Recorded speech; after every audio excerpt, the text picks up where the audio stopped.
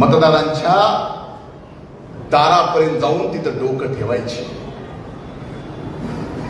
आणि तुमच्या निवडणुकीत हा विजय ऐतिहासिक करायची जबाबदारी ताईंची आणि माझी आहे. तिथं कुठेही आम्ही कमी पडणार नाही हे वचन मी या निमित्तानं देतो.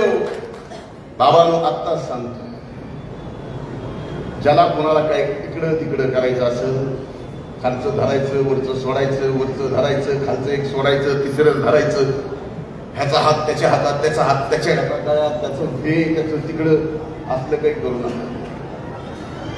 मला आपल्या सगळ्याला माहिती, सगळ्याला माहिती शकील भाई साहब है, अल्ताफ भाई यहाँ पे, अनवर मियाँ, सलालेकुम खान साहब,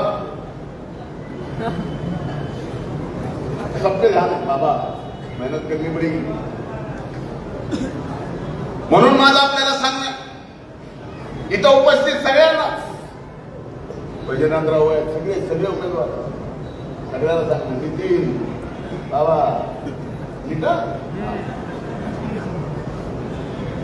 त्यामुळं आपण निश्चित राहा, पण आजपासून 2 तारखेपर्यंत स्वस्थ बसायचं नाही.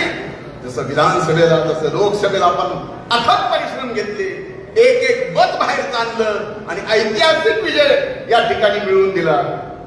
एवढ्या मतानं ताई खरंच निवडून आलो नसतो ना तर मला वाटतं एवढा वर्षभर मला त्रास झाला नसता.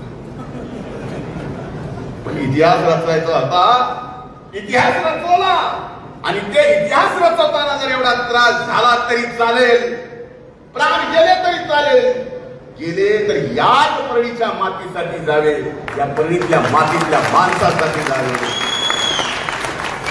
आजपर्यंत सेवा करत आलाय, 12 महिने 24 तास जगमित्र चालू होतं.